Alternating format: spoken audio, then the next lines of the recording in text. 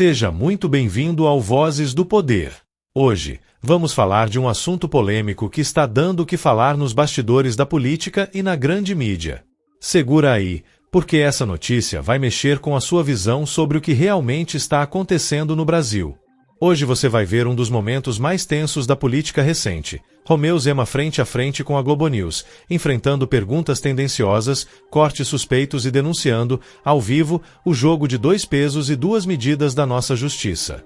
Prepare-se, porque o que ele falou não vai passar no Jornal Nacional, mas você vai assistir aqui, agora.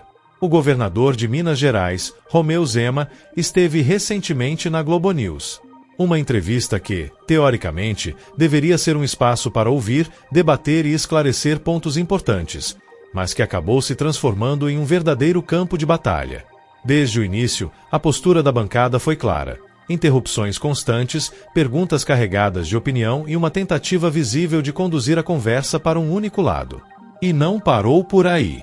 Quando a entrevista foi ao ar, muitos trechos das respostas do governador simplesmente desapareceram.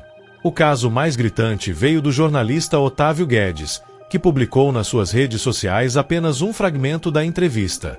Um vídeo cortado, editado de forma a mostrar a pergunta, mas não a resposta completa. E isso, meus amigos, muda tudo. Zema não deixou a situação passar batida. Ele gravou um vídeo-resposta, apontando exatamente como esse tipo de edição é usado para moldar a opinião pública. Segundo ele, esse corte não foi inocente. Foi pensado para induzir quem assiste a acreditar em uma narrativa específica. E no mesmo vídeo, o governador foi além. Ele não apenas se defendeu.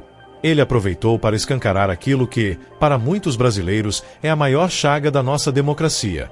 Um sistema de justiça que, segundo ele, não trata todos com a mesma régua.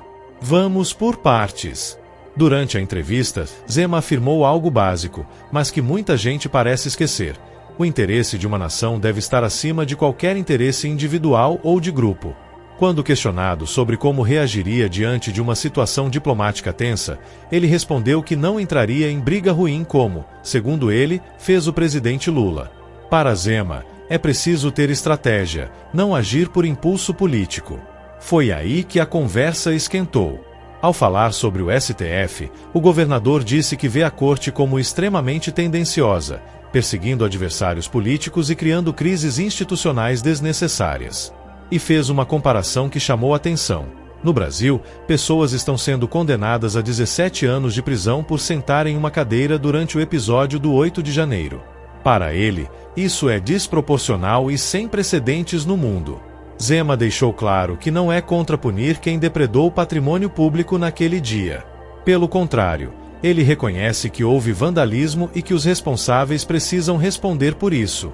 Mas questiona, com razão, se as penas aplicadas são justas e proporcionais. E é nesse ponto que ele trouxe a crítica mais forte. Se a lei é para todos, por que ex-dirigentes condenados em escândalos bilionários, como Mensalão e Lava Jato, hoje estão soltos? Por que casos como o escândalo dos velhinhos, mais recente, parecem simplesmente desaparecer das manchetes? Porque, para uns, a justiça é rápida e implacável, mas, para outros, é lenta e complacente. Zema falou o que muita gente pensa. Estamos vivendo um tempo de dois pesos e duas medidas. De um lado, penas duríssimas para um grupo específico. Do outro, impunidade para quem pertence à turma certa. E voltando à questão da entrevista, ele fez um alerta importante. Liberdade de imprensa é fundamental para a democracia, mas não pode ser usada como escudo para distorcer fatos. Manipular cortes de entrevistas para mudar o sentido de uma fala não é jornalismo. É militância. É construção de narrativa. O governador encerrou seu vídeo com uma mensagem direta ao jornalista Otávio Guedes e, indiretamente, à própria Globo News. Quando o jornalismo se apoia em meias-verdades, ele deixa de servir à informação e passa a servir a interesses. E isso mina a confiança do público. E aqui fica a reflexão. Quando um político questiona e aponta contradições, ele é atacado e taxado de polêmico. Mas quando um jornalista distorce a fala de alguém, se esconde atrás da bandeira da liberdade de imprensa. O povo brasileiro é paciente, mas não é ingênuo. E por mais que tentem moldar a narrativa, a verdade sempre encontra um jeito de aparecer, seja nas redes sociais, nas ruas, nas urnas ou na própria consciência coletiva.